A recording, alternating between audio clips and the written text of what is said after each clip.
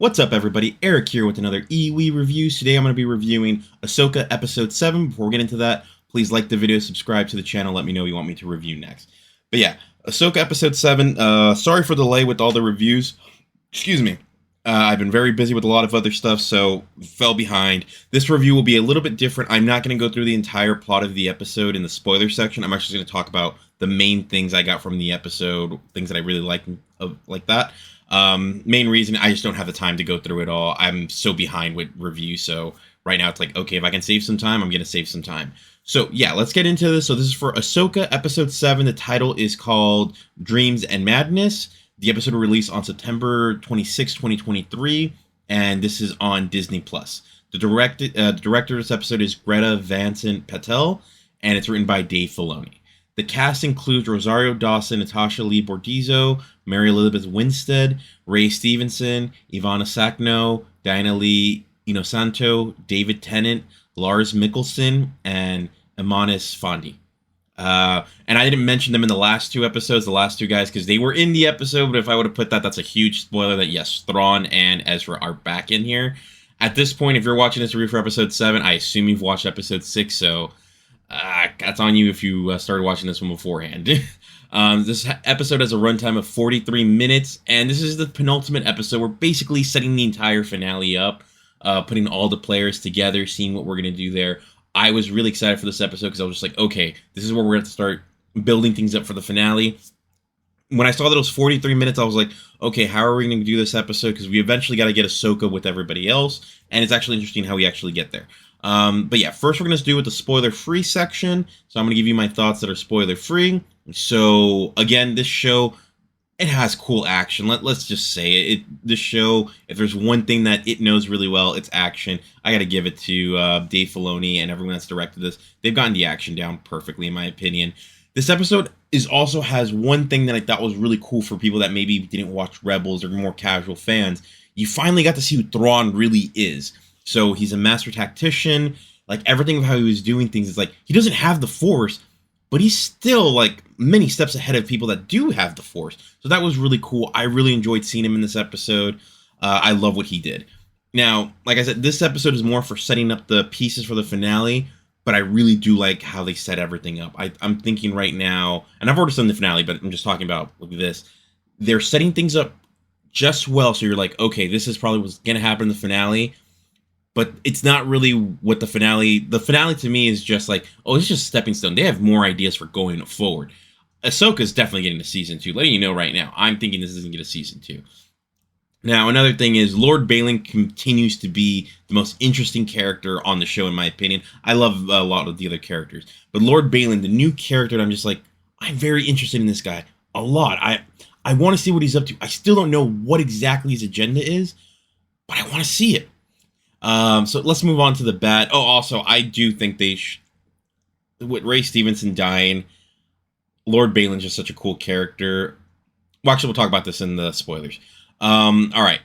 I didn't care that much for the start of the episode. There's a great cameo in it, but I didn't really care for it. I was like, no, let's just get started with the story that I actually care about. And this wasn't it, so that's something that happened.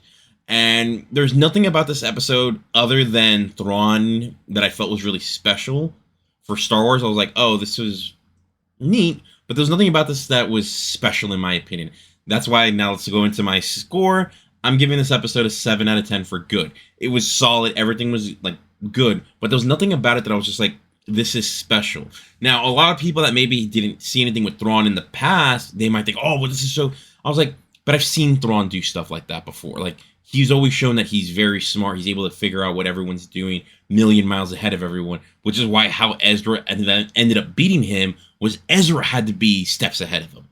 So that's why I was like, yeah, this is cool, but I've seen Thrawn, like, get beat by Ezra, like, at his own game. So for that reason, I was like, I gave this a 7 out of 10. It's still really good, don't get me wrong. I definitely recommend people go watch it, especially because it's setting up this great finale. All right, so let's now move into my spoiler section, guys. Like I said, I'm not doing plot this for the next couple episodes of this stuff, so this is just going to be me giving you my thoughts about what happened in this episode and things like that. So here's your warning. 5, 4, 3, 2, 1. Alright guys, now we're into the spoiler section of this episode, and one thing I'm going to talk about real quick, I know C-3PO was in the start of the episode, but I didn't care for what's going on with the New Republic. I get what it's supposed to do. It's setting up, showing us like why the First Order ended up taking over. It's even showing us how Thrawn got back because they weren't doing their job right.